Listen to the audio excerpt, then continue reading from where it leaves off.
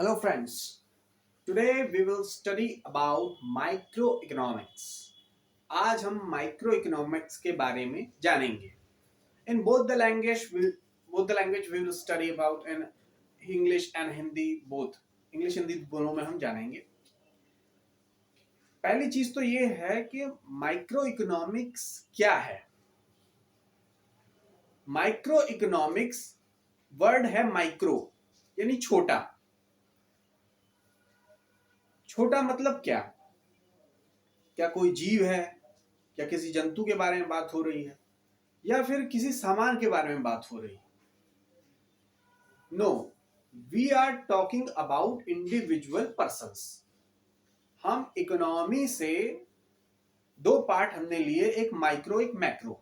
Micro economics में हमने उन चीजों के बारे में पढ़ना शुरू किया जो छोटे स्तर पे जिसकी अर्थव्यवस्था चलती है और फिर जा करके इकट्ठी होती है, एग्रीगेट होती है और फिर बड़े लेवल पे जाती है.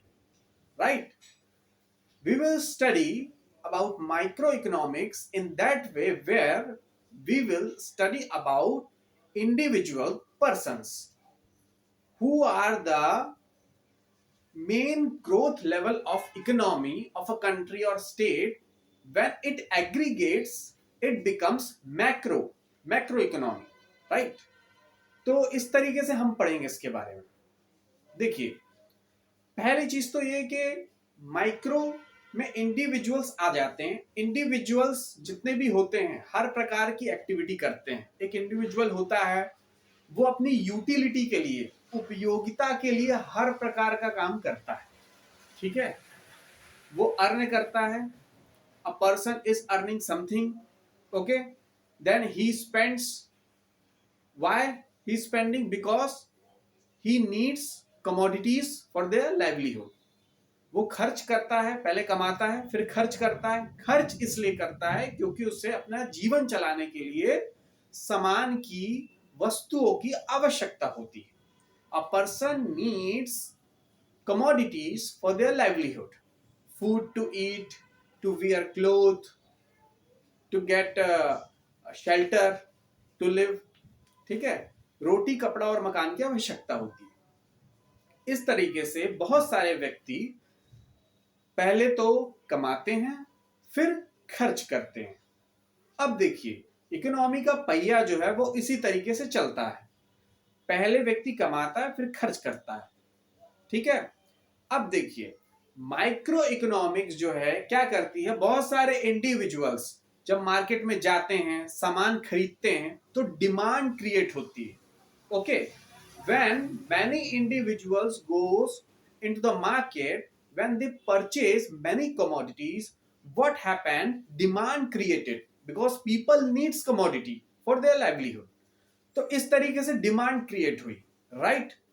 अब देखिए सप्लाई. अब हम सप्लाई पे आते हैं. माइक्रो इकोनॉमिक्स में डिमांड एंड सप्लाई की मुख्य भूमिका है. There is a main lead role of micro, there is main lead role of demand and supply in micro economics.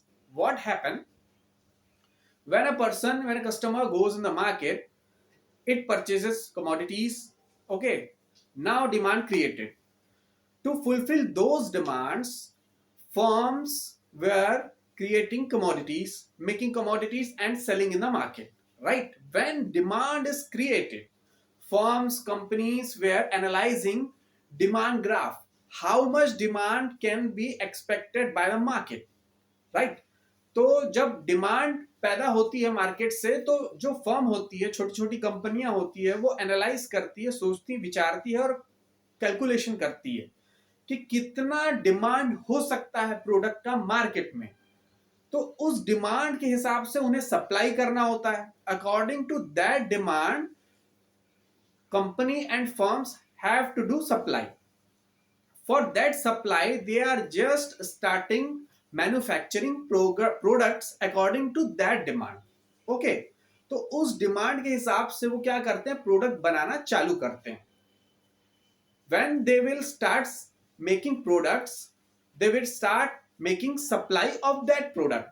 Means demand comes from the market and manufacturer starts manufacturing and supply in the market. Like this, demand and supply level gets equilibrium with each other. तो इस तरीके से क्या होता है कि जब market में हम क्या करते हैं कि जब चीजों की डिमांड आती है उस हिसाब से मैन्युफैक्चरर जो होता है वो प्रोडक्ट को बनाता है और उसको सप्लाई करता है, ठीक है। तो जब प्रोडक्ट को बनाना चालू किया फिर उसकी सप्लाई किया डिमांड के हिसाब से, तो इस तरीके से क्या होता है, इक्विलिब्रियम, इक्वल हो जाता है डिमांड एंड सप्लाई, जिससे मार्केट में जो नीड्स है वो पूरी हो जाती कस्टमर की। Like this company and firms where creating a equality between demand and supply and fulfils the demand of a customer in the market and equals demand and supply like this. Okay, so this is the full fact of microeconomy.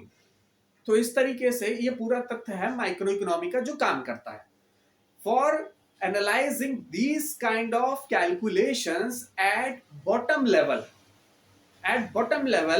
like individual firms and companies, we are taking both of them together to analyzing demand and supply both, and to equilibrium them we are studying microeconomics.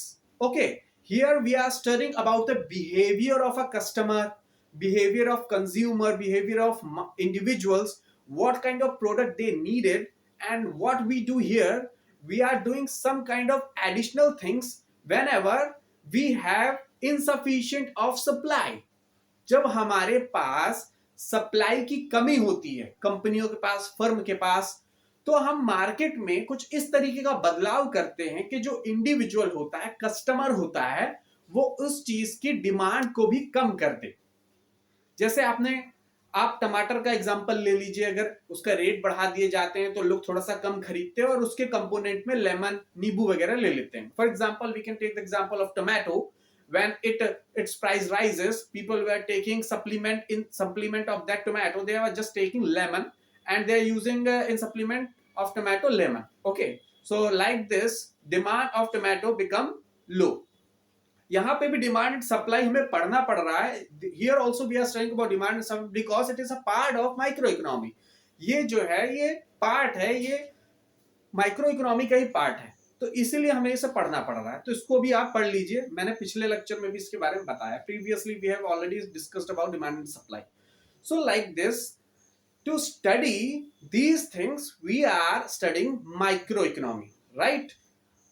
मोटा मोटा मैं कहूं तो micro economy एक ऐसी economy है जिसमें हम इंडिविजुअल और फर्म्स के बारे में पढ़ते हैं, इंडिविजुअल के बिहेवियर के बारे में पढ़ते हैं, उस हिसाब से फर्म और कंपनी कितना मैन्युफैक्चर करेगी, कितना सप्लाई करेगी, तो डिमांड एंड सप्लाई के इक्विलिब्रियम के बारे में पढ़ते हैं, और कैसे छोटे लेवल पे, बॉटम लेवल पे कैसे इकोनॉमी चलेगी कंज्यूमर को मिला के और फर्म और कंपनी को मिला के, तो उस इकोनॉमी के बारे में हम जानते हैं जिसे हम माइक्रो इकोनॉमी कहते हैं।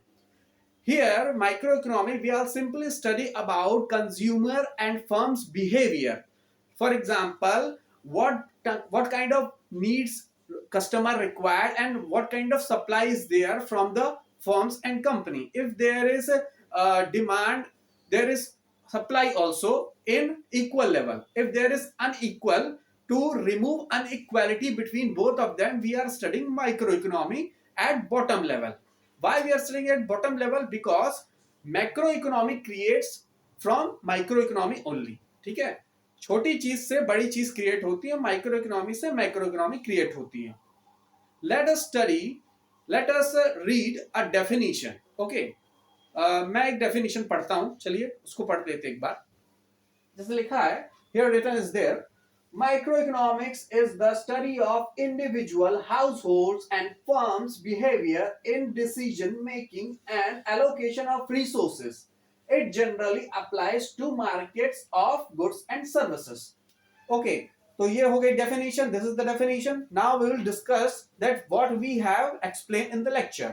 मैंने आपको लेक्चर में क्या समझाया उस definition में लिखा हुआ है। See, look, microeconomics is the study of individual household and firms. Okay, I have told you about these things that we are studying about individual household things and about firms and companies. मैंने आपको बताया था इसके बारे में। Now from here, behavior and decision making and allocation of resources. Now there is also one point, यहां पे एक पॉइंट और निकल के आता है, allocation of resources. In the market there is a scarcity of commodity. Suppose there is a scarcity of commodity. What did happen at that time? That commodity price rises. When that commodity price rises, automatically demand comes low and demand and supply becomes equal. Okay, this is what allocation. Actually, when we are studying about microeconomy, we are allocating goods in such a way that needs to be fulfilled. If there is rise in the needs, we are making rise in the price. Okay, because when we have shortage of supply of goods and services, so what did happen at that time? We have to just make flow at that level where price becomes high. Automatically flow becomes low, demand becomes low, people take another supplements of that product. So this is the thing where allocation scarcity of commodity applies. यहाँ पे क्या होता है, देखिए, जब किसी वस्तु की कमी होती है, मार्केट में कमी होती है, तो एलोकेशन, बंटवारा की बात आती है कि भाई चीजों को कैसे बांटा जाए. जब किसी चीज की कमी है, खाना खाना 10 लोगों को है और हमारे पास प्रोडक्ट सिर्फ 5 लोगों के लिए है, तो हम क्या करते हैं, ऐसी ही सिचुएशन में हम क्या करते हैं, चीजों की, वस्तुओं की कीमतों को बढ़ाते हैं. बढ़ाने के बाद क्या होता है कि उसकी जो डिमांड है वो थोड़ी कम होती है. लोग क्या करते हैं कि कोई ना कोई दूसरा साधन अपना लेते हैं उस चीज के बदले में. लेकिन ये सब जगह एप्लीकेबल नहीं होता है, ये कुछ जगह एप्लीकेबल है. तो इस तरीके से एलोकेशन किया जाता है स्कैरसिटी को खत्म करने के लिए. Like this we are allocating commodities to remove the scarcity in the market also. So this is what is microeconomics. Okay, this is all fact of microeconomics we have covered in this lecture. This is the only microeconomics. इस lecture में हमने सभी कुछ micro economy के बारे में cover किया है. ये सभी कुछ जो हमने पढ़ा है यही माइक्रो इकोनॉमी में आता है. Right? Thanks a lot for watching this.